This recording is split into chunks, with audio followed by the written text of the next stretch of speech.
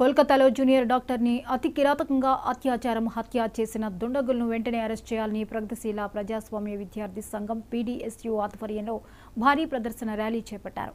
కాకినాడ జిల్లా జగ్గంపేట ప్రధాన కూడలిలో ఈ ర్యాలీ చేపట్టారు.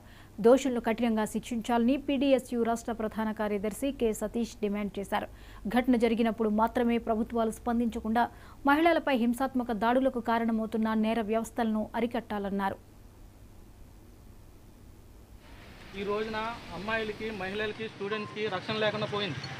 స్వతంత్రం వచ్చి 78 సంవత్సరాలు అయినా కానీ మనకు స్వతంత్రం వచ్చింది. 78 సంవత్సరాలు అయినా కానీ అందరూ జస్టిస్ అని కావాలంటున్నాము. కోల్కతా సీఎం గారు జస్టిస్ రేప్ కాదు సుసైడ్ అని చెప్తున్నారు. అందరూ ఫోటోలు గట్టా చూసి అందరూ చెప్తున్నారు అది రేప్ అని. మేము అమ్మాయిలు అసలు స్వతంత్రంగా లేము. ఆ కేసు జరిగిన నెక్స్ట్ డే ఇండిపెండెన్స్ డే అని అందరూ ఇప్పుడు చెప్తున్నారు. ఇండిపెండెన్స్ డే అన్నప్పుడు మాకు ఎప్పుడు ఫ్రీడమ్ ఉంటుంది. మేము అమ్మాయిలు ఎప్పుడు నడుచుకుంటూ వెళ్ళాలి ఫ్రీగా. అందరూ అదే అంటున్నారు. చిన్న బట్టలు అమ్మాయిలు చిన్న బట్టలు వేసుకుంటే రేపులు జరుగుతున్నాయి. అమ్మాయిలు రోడ్డు మీద ఒకళ్ళే నడుతున్నారని రేపులు.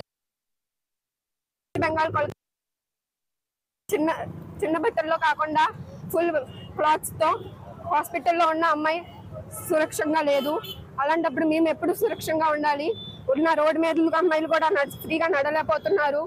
అదే హాస్పిటల్లో ఉన్న అమ్మాయి కూడా ఫ్రీగా లేదంటే ఇప్పుడు ఎలాంటి ఫ్రీడమ్ ఉంది మా దగ్గర? అందుకనే we want justice.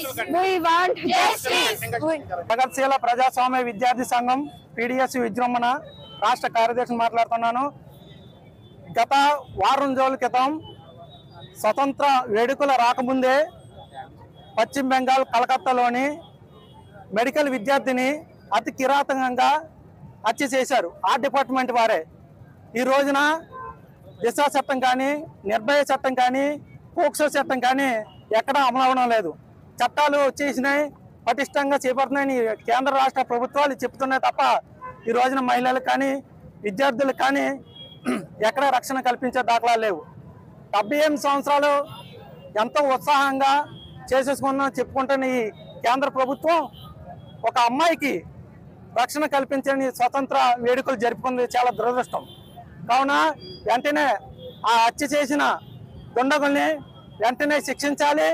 ఇలాంటి సంఘటనలు పునరావృతం కాకుండా గవర్నమెంట్ చర్యలు తీసుకోవాలని ఈ సందర్భంగా డిమాండ్ చేస్తున్నాం.